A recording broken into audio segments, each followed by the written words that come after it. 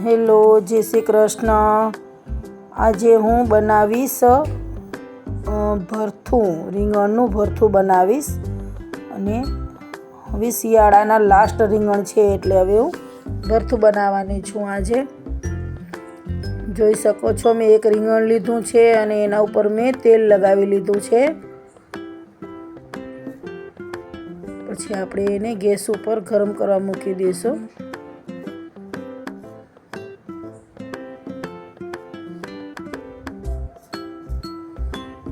Direct પણ શેકી શકાય, પણ મારી પાસે હતું એટલે મેં એના ઉપર રાખીને શેક્યું છે. અંદર કાપા કરી દઈ તો પાણી બહાર ન નીકળે રીંગણનું.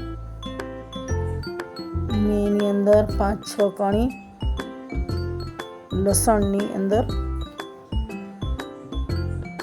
નાખી દઉં છું, ઉમેરું છું એટલે એ પણ શેકાઈ જાય સરસ.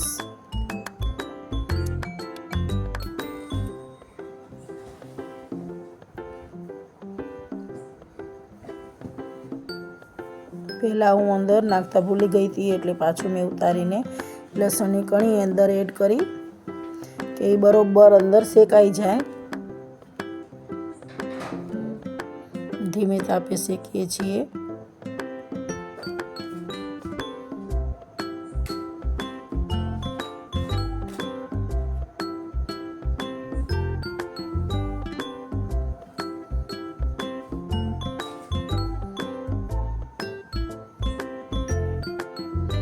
કોને કોને ભરથું ભાવે છે કે નથી ભાવતું એ મને કમેન્ટમાં બતાવજો.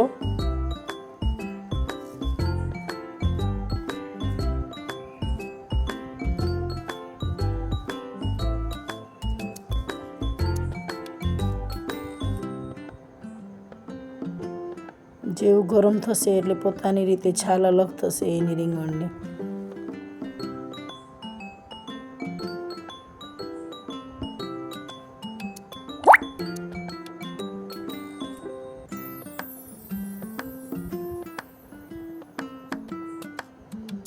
લસણની કળી કાળી પડી જશે એટલે મેં લઈ લીધી એને બહાર, અંદરથી નીકળી ગઈ હતી.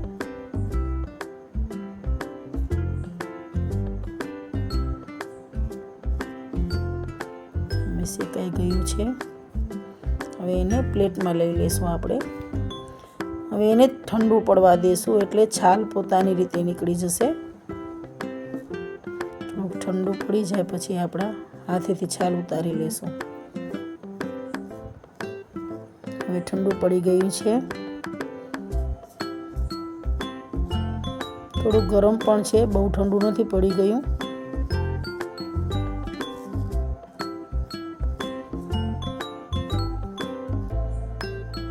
સરળ હોય છે ઉતારવાની છાલ.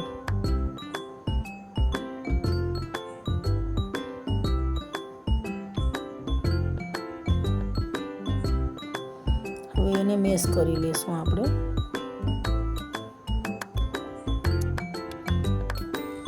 બહુ મેશ નથી કરવાનું, માપનું.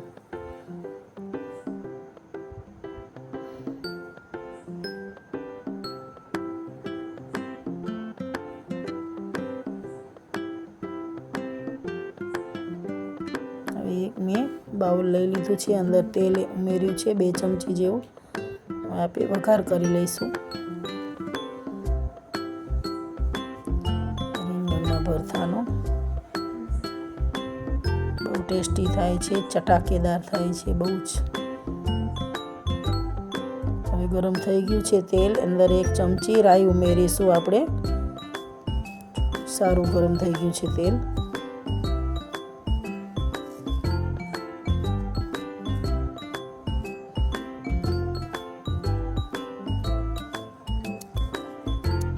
ગેસ ધીમો કરી દેવાનો થોડો.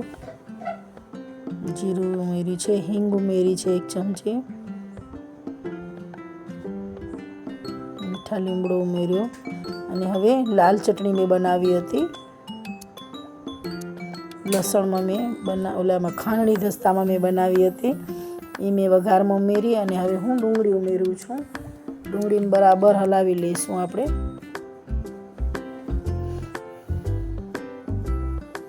થોડો કલર ચેન્જ થાય એટલે આપણે એડ કરતા આવશું બધા શાકભાજી.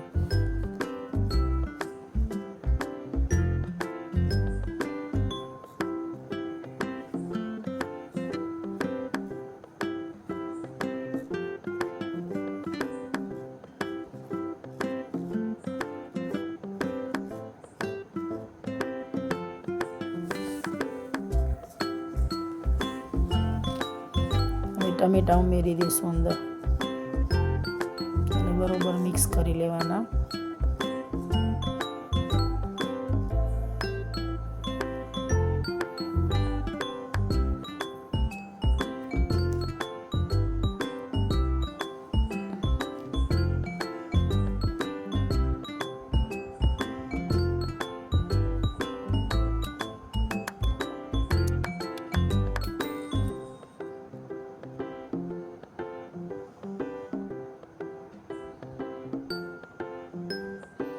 જો મિક્સ થઈ ગયા છે.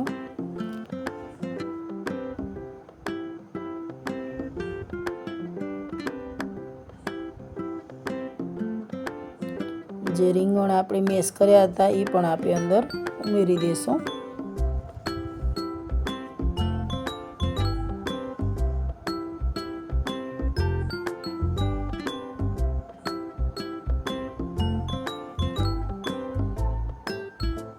લસણ દેખાતા હતા ને હવે આ મેશ કરેલા રીંગણ ઉમેરી દઈશું અંદર.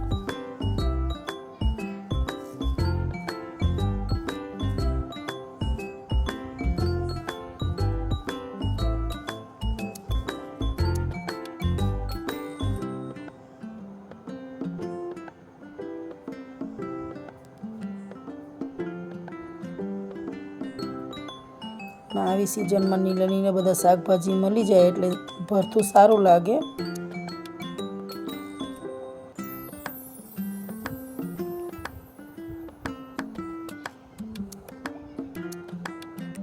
જે તમને મનગમતું હોય નીલું શાકભાજી બધું એડ કરી શકો છો તમે. પણ મેં તો અહીંયા ખાલી નીલી ડુંગળી જ એડ કરી છે અંદર. અને સ્વાદ અનુસાર નમક 1 ચમચી મેં નમક એડ કરી છે, 1 ચમચી મેં સૂકા ધાણા અને અડધી ચમચી હળદર.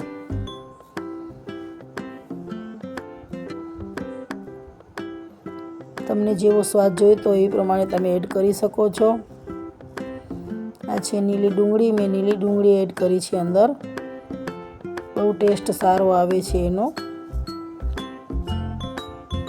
લીલા ધાણા, લીલા ધાણા તો ચલો ઓલવેઝ બધી સબ્જીમાં સરસ જ લાગે છે.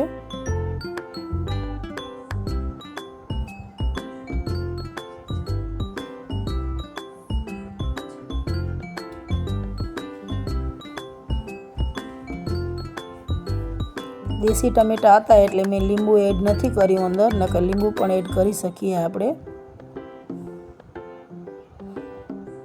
તમને જેવું તીખું મીઠું જોઈતું હોય એ પ્રમાણે તમે કરી શકો છો.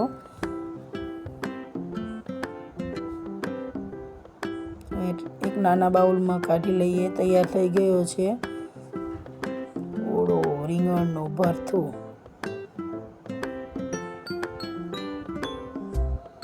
જુઓ,